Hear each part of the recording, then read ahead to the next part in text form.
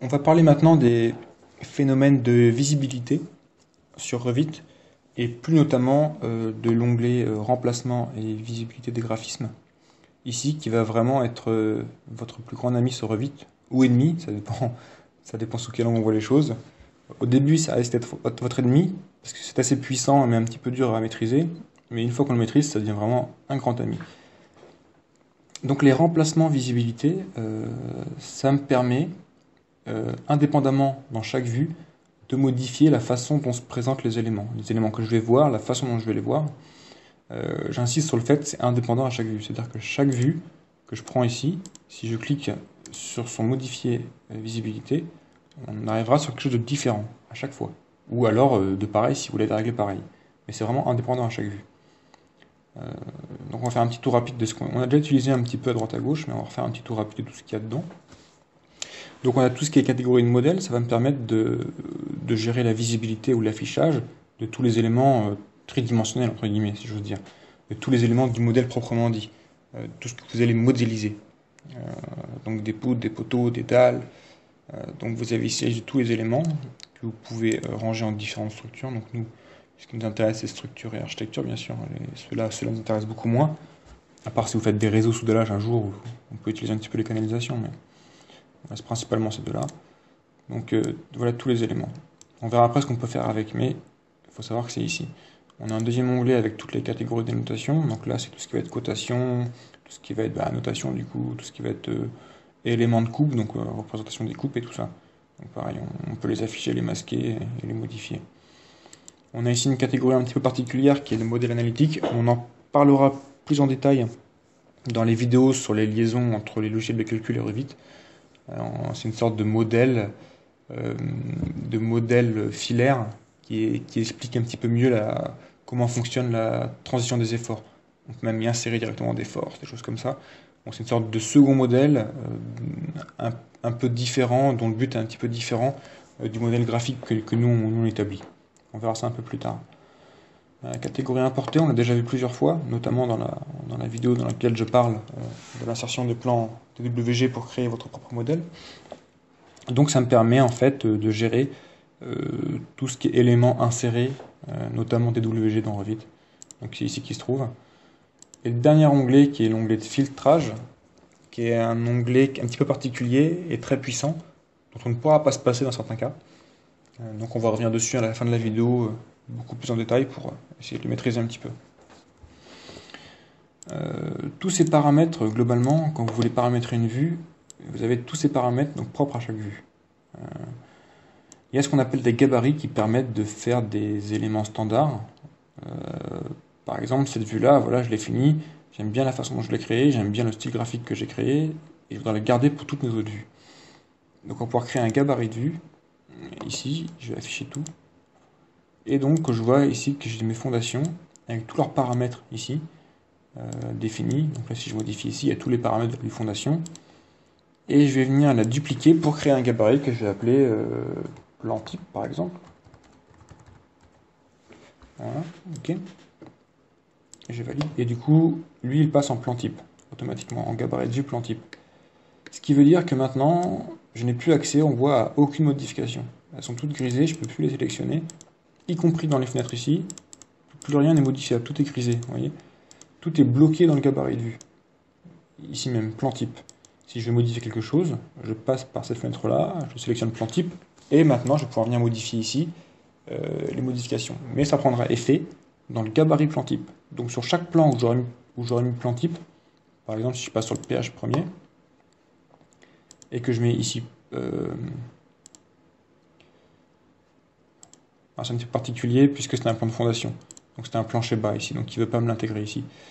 Donc si je recrée plutôt dans mon plancher sous-sol, gabarit de vue, afficher tous, donc là on est sur le sous-sol, je le duplique et je crée PH type. Voilà, donc si je le crée ici, parce qu'en fait en fondation ça ne marchait pas parce que les fondations c'est un type particulier, parce que c'est un plancher bas, c'est pas une vue en plancher haut. Donc c'est pour ça que je ne peux pas intégrer ce gabarit de vue aux autres. Par contre tous les autres sont des vues en plan, donc je peux bien sûr, mon plan de type de sous-sol, venir le remettre au rez-de-chaussée ici, voilà, pH type, et automatiquement j'aurai la même propriété dans chaque. Si je viens modifier n'importe lesquelles des propriétés là-dedans, ça va changer sur tous les plans types. Ce qui peut être intéressant en phase de modélisation malgré tout, c'est d'avoir accès à plusieurs propriétés, notamment toutes celles de remplacement, visibilité, graphisme, qui sont essentielles pendant les phases donc du coup, où on cherche à générer le bâtiment. Donc on peut débrider temporairement ou définitivement certains éléments. Donc, par exemple, si je prends tout cela, ils seront plus intégrés dans le gabarit, c'est-à-dire qu'ils seront libres sur chaque vue. Donc je libère toutes ces contraintes-là sur mon gabarit. Et donc maintenant, on voit que j'ai accès à toutes les modifications. Je pourrais les reverrouiller plus tard, mais globalement, j'ai accès à tout. Voilà.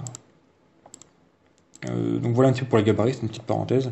C'était pas ça que je voulais dire à l'origine. Donc si je reviens sur mon plan de fondation, donc je vais enlever mon gabarit. Voilà. Les visibilités. Donc on voit par exemple ici que tout est coché. Si je décoche par exemple fondation, en visibilité, ici je décoche fondation, ok, on voit qu'il m'a enlevé toutes mes fondations. Elles sont devenues invisibles, uniquement sur ce plan-là. Voilà, c'est un plan de fondation, donc il n'y a pas de fondation autre part, mais si j'avais un autre plan de fondation à côté, on verrait les fondations sur l'autre plan. C'est vraiment propre à ce plan-là. Donc si je veux les rafficher, il suffit juste de recocher. Donc ça permet vraiment de gérer les éléments que je veux voir et ne pas voir. Par exemple, si je prends les poteaux, parce qu'on peut faire aussi des remplacements, ce qui est très intéressant, et ce qui a d'ailleurs été fait ici, on voit que je peux régler l'ensemble des styles graphiques. Donc là, mes poteaux sur ces en plan sont coupés, donc je vais pouvoir régler tout ce qui est coupé. Si ce n'était pas les éléments coupés, comme les fondations justement, qui ne sont pas coupées, elles, il faudra que je règle plutôt les paramètres ici. Donc par exemple, je vais dire que je veux que toutes mes lignes soient d'épaisseur 5, c'est bien ça, verte, et avec un motif à l'intérieur, non sans motif, puisque j'ai pas envie que ce soit en pointillé ni quoi que ce soit. Voilà, et je vais dire que le motif à l'intérieur, donc les hachures, le pochage, et je veux aussi qu'il soit vert, et qu'il soit, par exemple, uni. Voilà. Donc là, tous mes poteaux porteurs, présents dans cette vue-là, auront ces caractéristiques-là s'ils sont coupés. Voilà ce que je lui ai dit en gros. Donc ça c'est intéressant, je vais regarder si ça marche. Donc voilà, on voit que maintenant tous mes poteaux dans cette vue-là ont bien cette allure-là. Si je vais sur mon plancher au sous-sol où les mêmes poteaux apparaissent, on voit que c'est pas du tout lisse. Le style n'a pas été exporté pour autant. Donc voilà, ça permet vraiment de paramétrer tout ce dont vous voulez. C'est vraiment le style graphique de votre vue. Selon votre charte graphique d'entreprise, vous pouvez tout régler comme vous le souhaitez et les mettre après dans des gabarits pour que ce soit homogène dans chaque projet. Donc voilà, donc masquer, modifier. Les annotations aussi c'est intéressant, on peut masquer celles qui ne nous intéressent pas dans la vue actuelle. Par exemple, en phase de modélisation, il peut être intéressant de toutes les masquer pour pas qu'elles nous encombrent la vue. Donc là, on voit que ça m'enlève toute annotation par exemple. Là c'est un petit raccourci pour tout décocher, en fin de compte. Sinon le principe est le même. Bien entendu, vous pouvez remplacer que les lignes ici, puisque les annotations sont des éléments en 2D. Donc il n'y a pas d'histoire de coupe ou de volume. On peut aussi les mettre en demi-teinte ici. Alors par exemple, donc j'avais des cotations. Si je prends des cotations en demi-teinte, ça va venir en fait les griser, les mettre un petit peu plus pâles. Alors cotation ABC, je les ai ratés. Voilà, cote, je l'ai mis en demi-teinte. On voit que toutes mes cotes sont beaucoup plus pâles, sont intégrisées. Ça peut être intéressant, surtout pour les catégories apportées à architecte, les plans, pour pas que ça vienne gêner votre modèle, pour que ça reste un petit peu en dessous de votre modèle. Donc voilà. Modèle antique, on verra pas ça là, mais sinon ce sera la même chose si on voulait l'afficher. Donc voilà globalement un petit tour des éléments de visibilité. Donc on voit qu'on peut tout régler vraiment comme on le souhaite. Pour les filtres, c'est quelque chose d'assez intéressant, notamment pour tout en fait, mais pour les impacts plus particulièrement. Parce que Revit n'intègre pas de méthode pour afficher proprement les impacts de cette tâche barrière, alors que nous en structure on peut évidemment pas s'en passer. C'est ce qui va nous permettre de définir où sont les attentes, où est-ce qu'on va mettre des poutres, ou des choses comme ça. C'est très important pour nous. Donc on voit par exemple sur cette vue-là, donc que mes impacts sont déjà affichés. Je vais prendre celle du dessus, tiens. Plancher au rez-de-chaussée.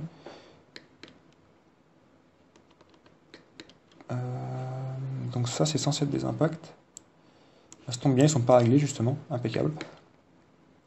Donc là on voit que c'est les murs du dessus, je les ai pas encore réglés comme impact.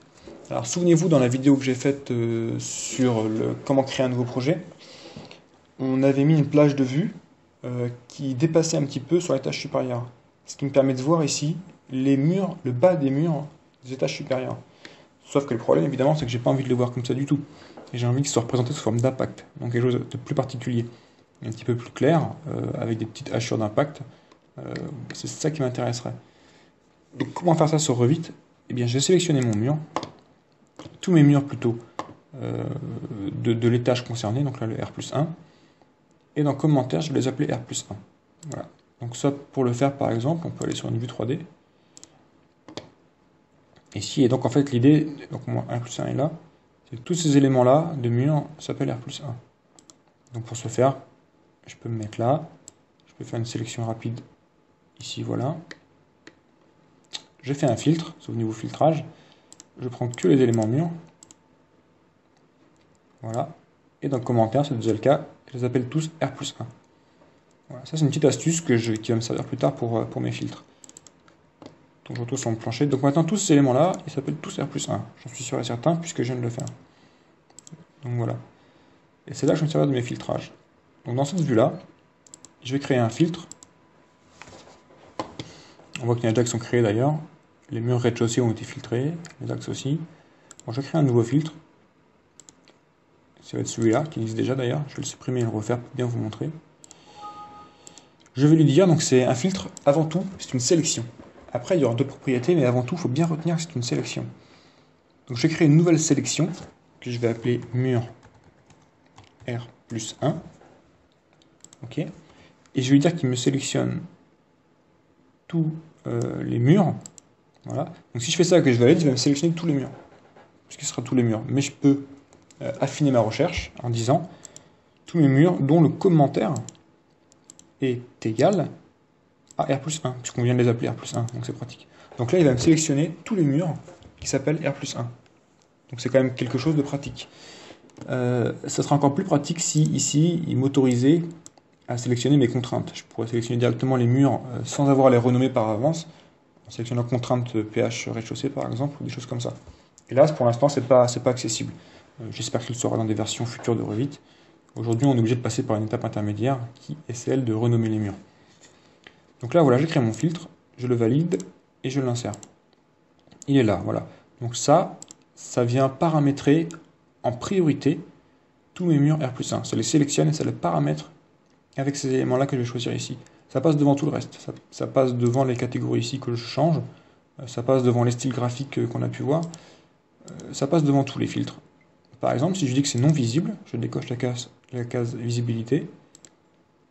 On peut voir qu'ils disparaissent. Bon, il reste utiliser les fenêtres, parce que les fenêtres on les voit encore, parce que je ne les ai pas filtrées elles. Et globalement, tous mes murs ont disparu de l'étage. Donc je vais remettre visible, et je vais venir les paramétrer. Soit en projection surface, soit en coupe. Donc comme on a pu voir, comme ils sont à l'étage supérieur, ces éléments-là n'ont pas été coupés. Ils sont seulement visibles. Ce sont les murs du rez-de-chaussée qui sont coupés. Ceux-là sont simplement des projections surface.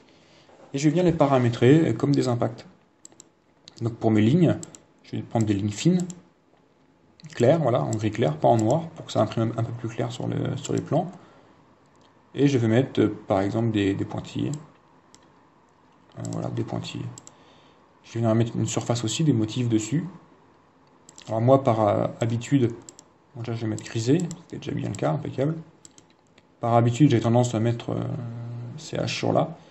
Bon, ça s'appelle gypse-plâtre, je l'ai jamais renommé, je devrais renommer normalement, mais globalement c'est plus l'aspect graphique qui m'intéresse là.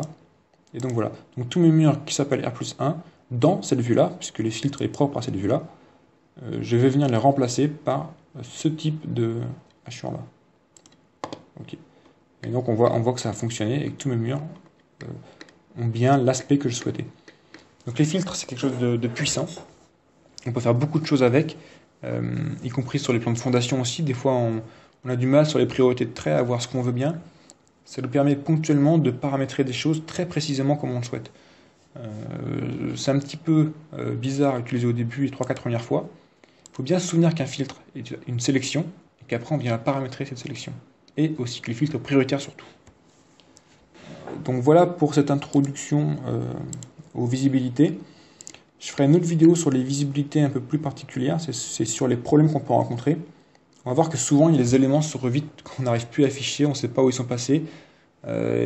C'est des situations assez embêtantes où on peut passer beaucoup de temps à chercher. On verra que souvent les erreurs viennent de cet onglet-là, donc visibilité, de ces deux autres options graphiques ici, et aussi des plages de vue. Donc on verra un petit peu comment jouer ces différents paramètres pour être sûr de voir ce qu'on veut voir.